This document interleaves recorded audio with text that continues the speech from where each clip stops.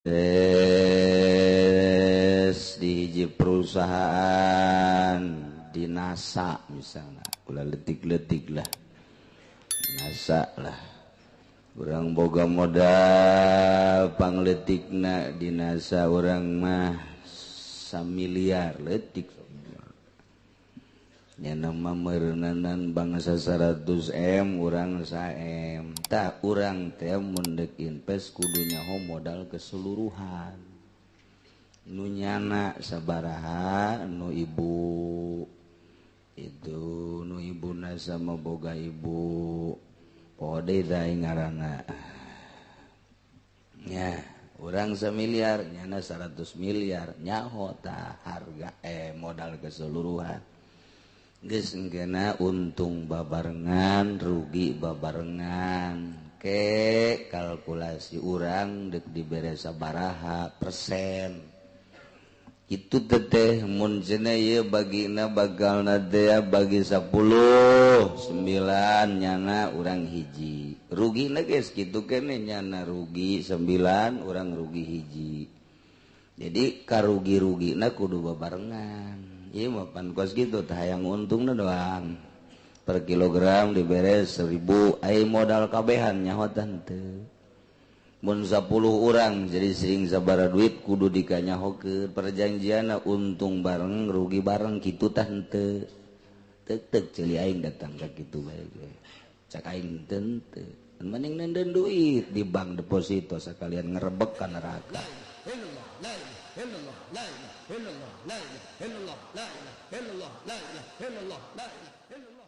A'udzu billahi minasy syaithanir rajim. Bismillahirrahmanirrahim.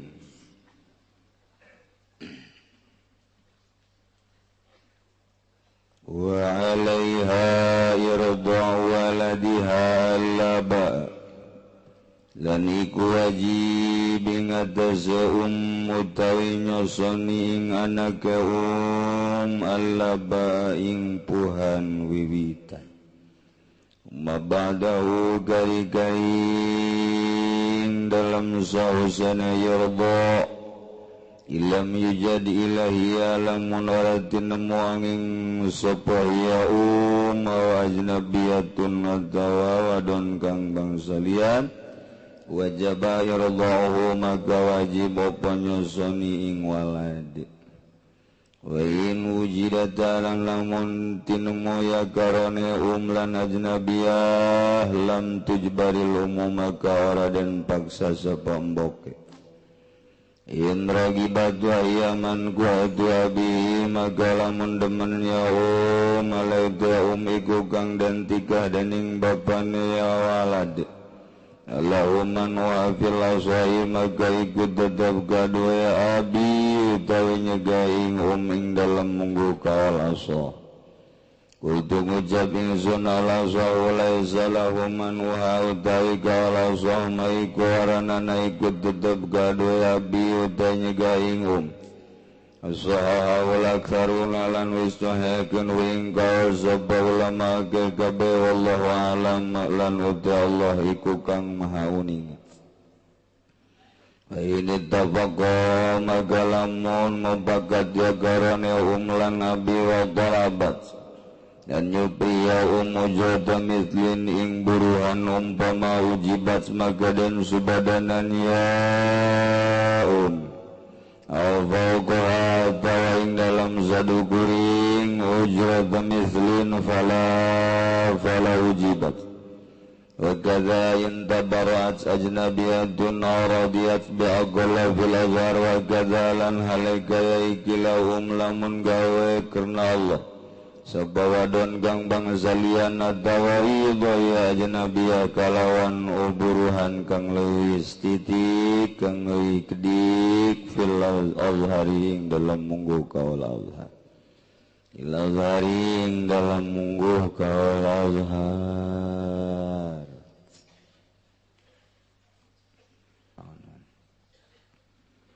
Pertanyaan bagi kalau kita investasi uang pada usaha tertentu, misalnya usaha tempat pembibitan, peternakan, sekaligus pemotongan daging sapi atau kambing dengan pembagian keuntungan setiap penjualan daging tadi. Per kilogramnya kita diberi Rp1.000 dan dibayarkan awal bulan. Apakah uang yang Rp1.000 tadi termasuk riba apa bukan? Riba tuh siapa kos gitu. Ieu mangga sababarakari pertanyaan kos kieu can kahalal artik bae ku hulu sia. Segala daging, segala tek-tek bengek gitu-gitu kene, ieu teh kos bank-bank kene. Daripada kos kieu mending nenden duit di bank bae deposito. Gitu-gitu kene. Cenah ieu mah dagang dagang kos kieu teh ngaranna kitu syirkah dek kirod sabodo teuing dagang mah aya aturanana asal urang kabehan nyaho. Artina nyaho teh kieu urang dek invest di hiji perusahaan di NASA misalnya ulah letik-letik lah NASA lah urang boga modal pangletikna di NASA urang mah 1 miliar letik nyana mah meureunanan bangsa 100M urang 1M tah urang teh mun deuk invest kudu nyaho modal keseluruhan nu nyana sabaraha nu ibu itu nu ibuna sama boga ibu pode daing ngaranna nya urang 1 miliar nyana 100 miliar nyaho tah harga modal keseluruhan geus engkena untung babarengan rugi babarengan ke kalkulasi urang deuk dibere sabaraha persen itu teteh mun cenah ieu bagina bagalna teh bagi 10 9 nyana urang hiji rugina geus kitu keneh nyana rugi 9 urang rugi hiji jadi karugi-rugina kudu babarengan ieu mah pan kos kitu tah hayang untungna doang per kilogram dibere 1.000 ai modal kabehan nyaho teu mun 10 urang jadi sering sabaraha duit kudu dikanyahokeun perjanjianna untung bareng rugi bareng kitu tah henteu teuk ceuli aing datang ka kitu bae ge cak aing teu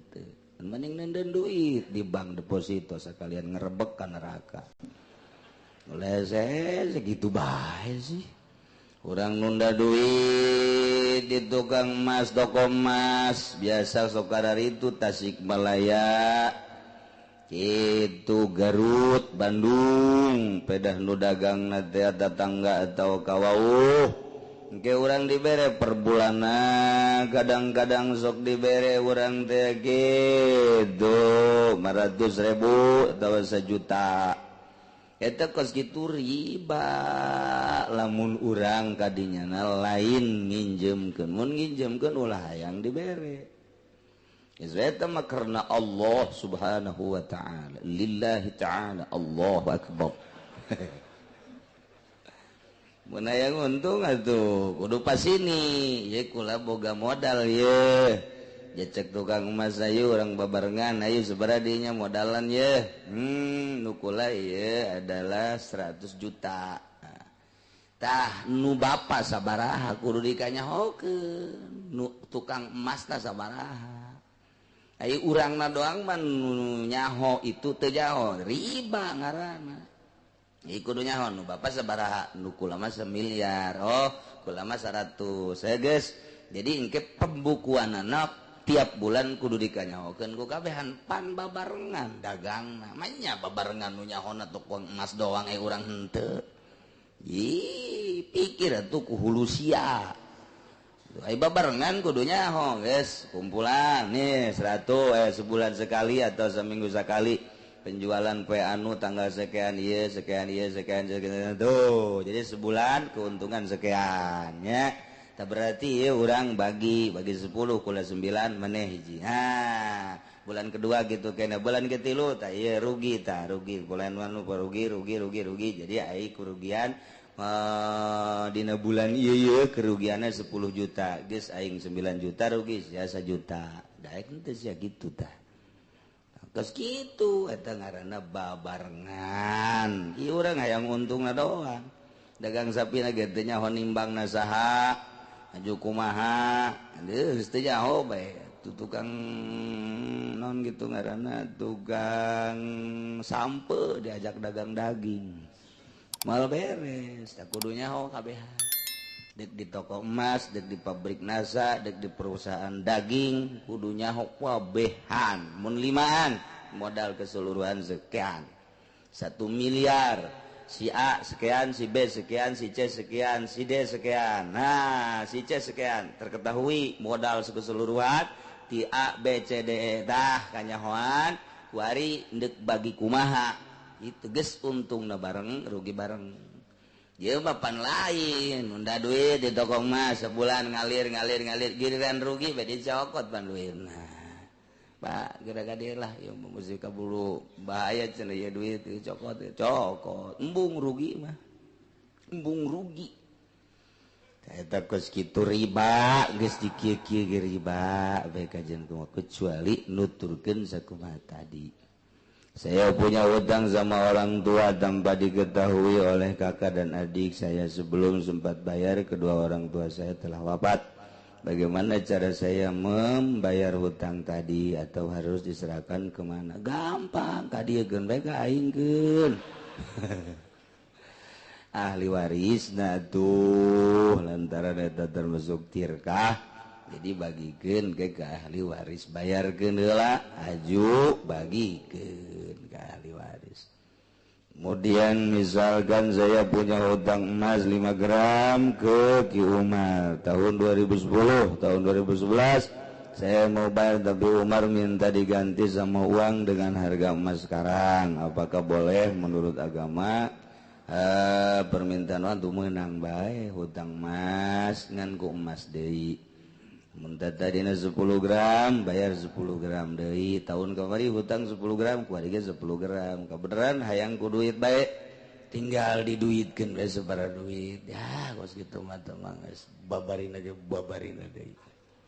geus beres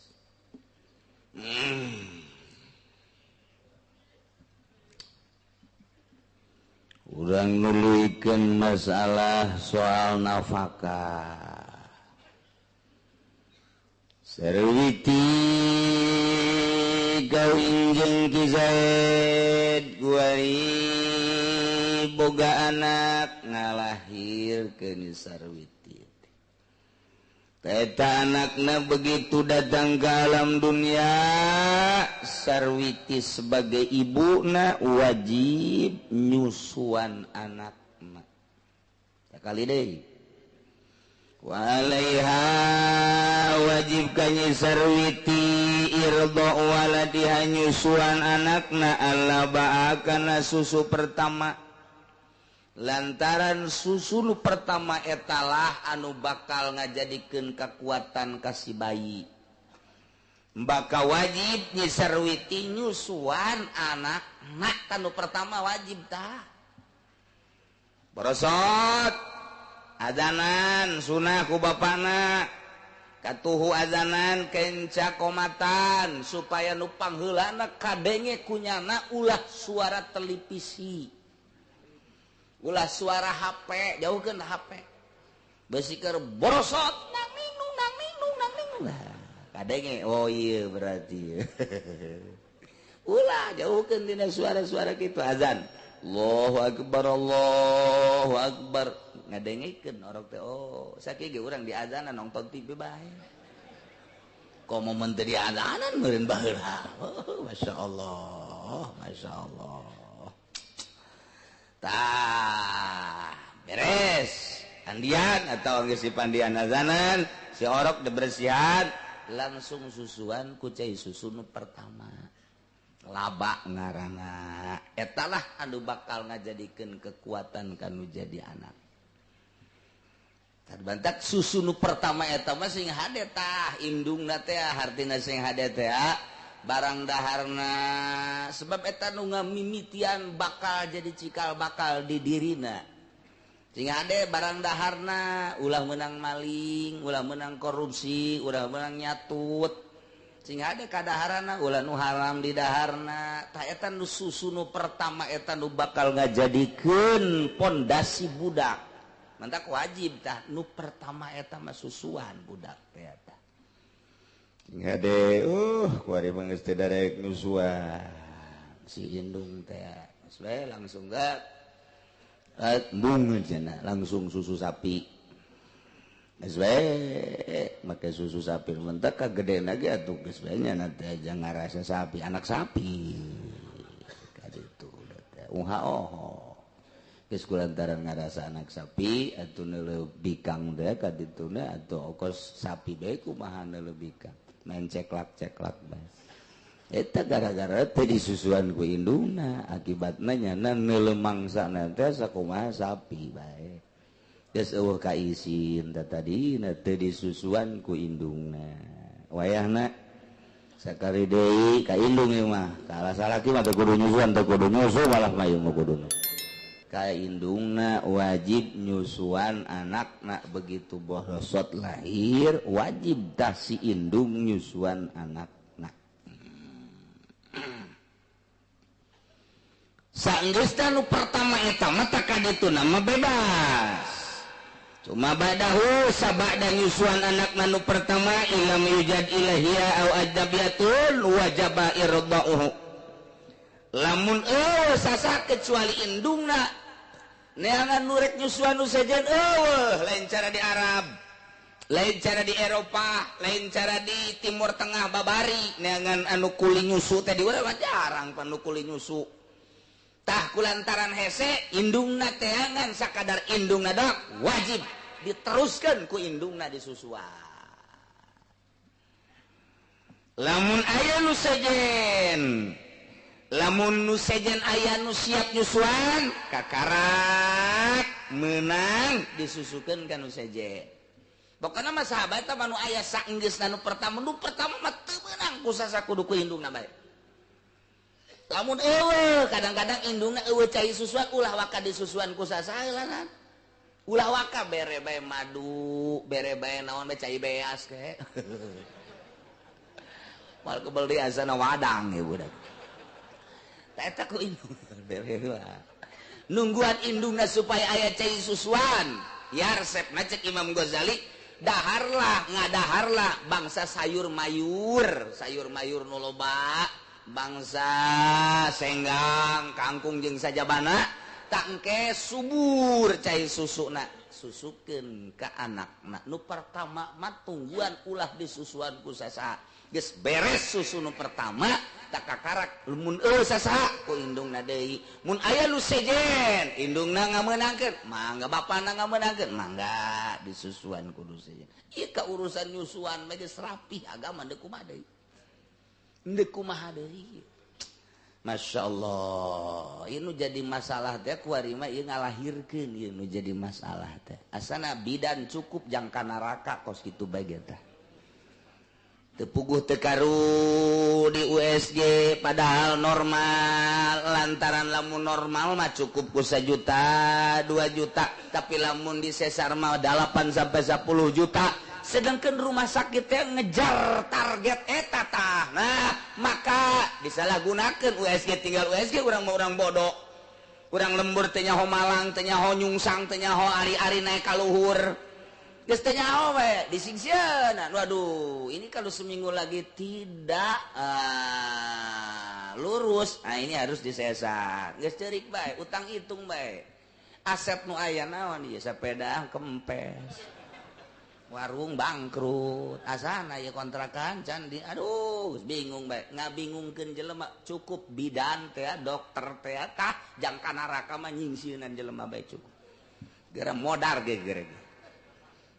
iya tuh emang kumaha gitu kubu batur ge keur bingung mudah-mudahan salamet Masmat kadituna maca surat Maryam, kadituna maca surat Yusuf, kadituna maca surat wasiqal ladzina ittaqau ila jannati zumar hatta idza ja'uha wa futiyat abwabuha. Eta ditiupkeun ku bapakna kana leungeun diusapkeun kana beuteung. Beuteung diusap sing ada beuteung. Nang geus salah aing ngomong. Sakali deui beuteungna. Besi kieu ge dibaca diusap ka handap pan cek pamajikan handap caki uci ge aing pan nu jadi tatagaunan tah. Masyaallah masyaallah eta abe babari kadituna maca wasiqal surat Zumar terakhir surat Zumar kadituna hatta idza ja'u wa futihat abwabuha ta aya wa futihat abwabuha tafaul wa futihat abwabuha qala lahum khazanatu assalamun alaikum tibtum fadkhuluha khalidin tiupkan ka dia fut terus usapkeun ka pamajikan urang tiluhur ka handap ngusapna abe babari maksudna abe babari kaluarna baca deui bismillahirrahmanirrahim asyaqal ladzina taqau ilal jannati sampai tadi fadkhuluha khalidin tiup usapkeun tuh ai jampena babari ai mah USG gitu di USG waduh ini tali ari-arinya di atas ini di singsieunan kecuali serius masalah guys tapi ieu 99,9,9 deui nyingsieunan wayahna lah coba urang sambil neangan duit sebagai dokter sebagai bidan sambil urang nulungan Allah maha uningan malah mah kudu cara madukun baheula manok bagus jasa ieu mah tenang bae masalah ke disangsurkeun ku umat dilempengkeun eta ngangeunaheun kanu hamilna ulah boga pikiran ku kumanok ya ieu mah geus bagus jasa tinggal nungguan waktuna doang tuh geus nikmatkeun jasa ngeunaheun tah jeung madukun mah baheula teh kos kitu barang loba bidan USG waduh ini mah udah kalau enggak besok ini bahaya udah saya sarah aja di singsieunan geus sababaraha macemnya sieun nya teu boga duit kapan geus macem-macem jasa ta eta teh nyingsieunan kitu teh doraka kitu masyaallah na di akhir zaman mah beuki canggih beuki sararieun baheula mah madukun diusapan digedog diluruskeun masalah nok di meja bagus padahal mah aya masalah tetep di bejana masalah ke ku emak dibantuan mana salakina di tengah heujeun pamajikan anu ngalahir salakina anu ngaheujeun ngabantuan ceknya nama naon beureunan kos gitu jadi tenang madukun baheula dukun paraji nenangkeun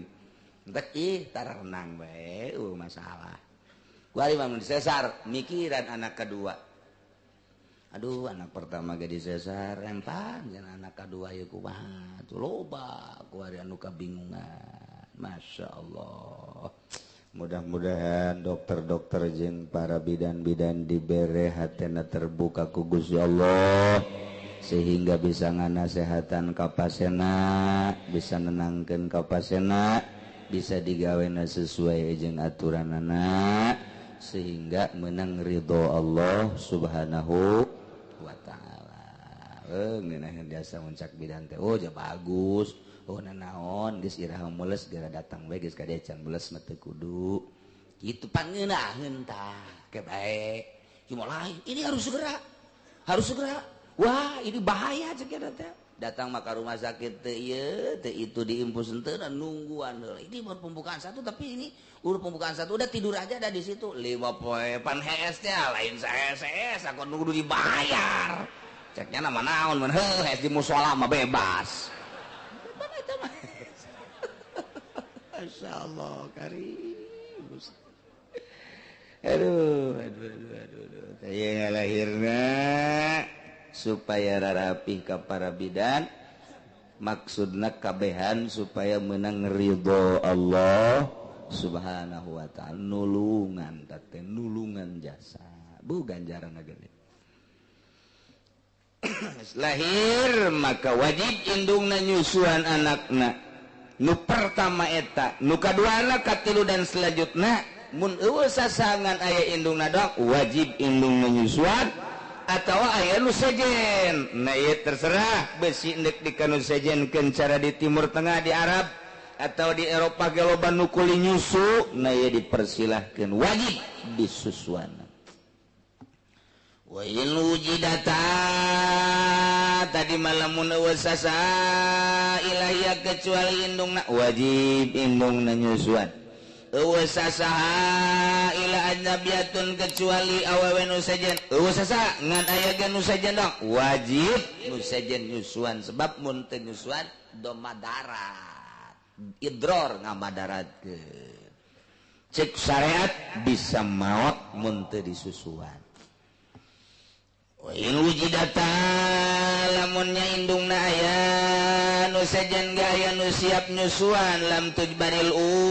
teu meunang dipaksa indungna kudu nyusuan nu penting mah budak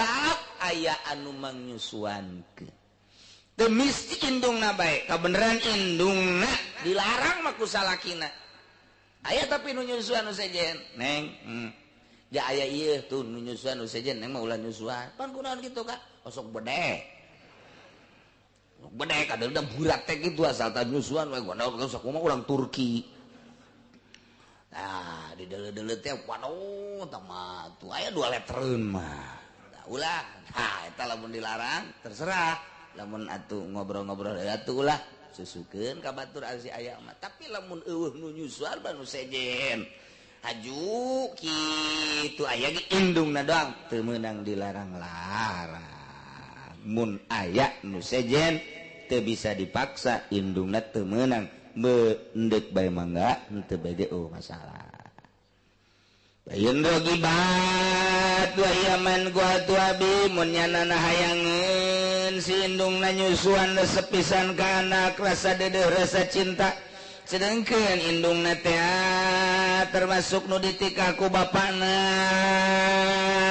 eta teh tadi palahuman wa filasoh menangkan nu jadi bapana ngalarang pamajikan asli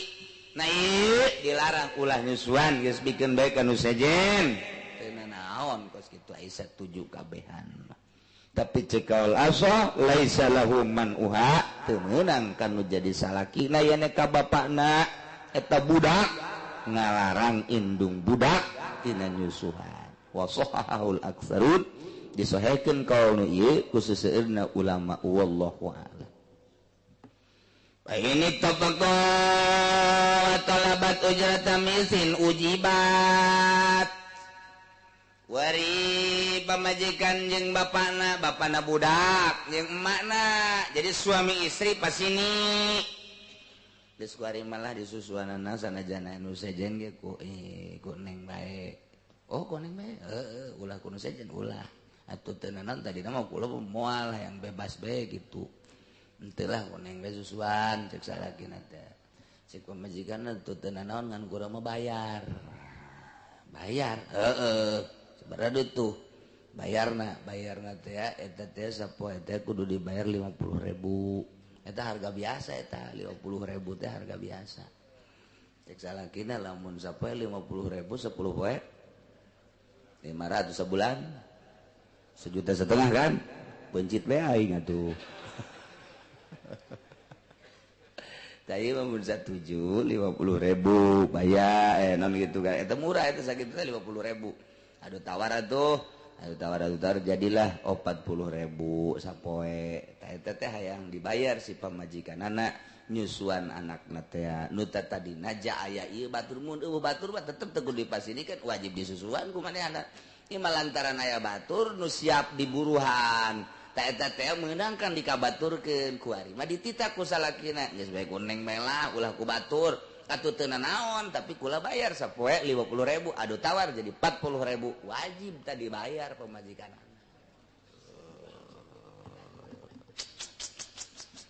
gitu ya sehingga deh kebaliknya aja yang minta bayaran deh.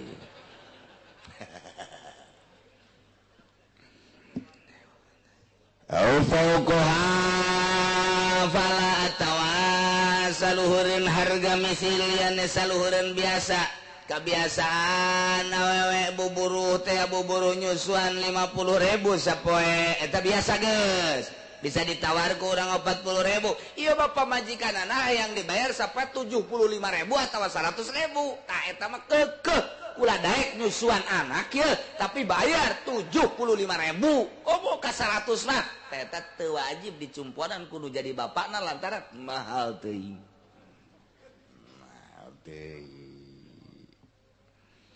wa kadza in tabarra'at ajnabiyatun radiyat bi agol fil azhar kitu kene seperti indungna in tabarra'at lamun gawe karena Allah deungeun-deungeun awewe tatanggana awewe kawauhna tawa deungeun-deungeun nya siap menyusuankeun karena Allah ka eta teh dipersilakeun sakumaha kos indungna bae Aurodiat biakola tawarido ku harga nu leuwih saeutik tibatan harga umpama harga misilna 50.000 tapi nya nama ridoeun tapi nya nama siapeun ku harga leuwih saeutik batan 50.000 cukup bae cekna 20.000 mangga teh teuing tina ujroh misil nu tatadina 50.000 ieu mah geus 20.000 bae mangga wajib lain mangga wajib diijabah kuno jadi salaki naku bapak eta budak gitulah urusan nyusuan ya mantak kurang ke pemajikan kudu bager lantaran pemajikan geus mangnyusuankeun anak kurang pamajikan atuh ka urang ka salakina kudu bager lantaran nyana diurus kuno jadi salakina geus silih bala lager mantak naon jeung moal kebeli di alam dunia mah geus lamun salaki bager ka pemajikan pemajikan bager ka salaki begitu maot ka salalorga kabehan pan indah jasa masyaallah coba mun salakina galak jasa jeung pemajikan mah sabar pemajikan anak ka sorga salakina ditinggalkeun ka puntennya kula mah ka sorga ti heula ji panatus sia meninggalkeun aing atuh bongan kakak baheula sok nampilingan kula ditumpakan ongko ditampilin ongko pan kula ayo mah kula mah jadi ditakar itu ku malaikat ka sorga ji atuh kakak ditinggalkeun atuh kumaha kakak bae teh mah dadah cak pamajikanana bo budak didadahan ka sorga ih panu kabina-bina entak wayahna kanu jadi salakina bageran si pamajikan ge bager ka salakina moal karabel deui urang teh bakal ninggalkeun dunia wallahu a'lam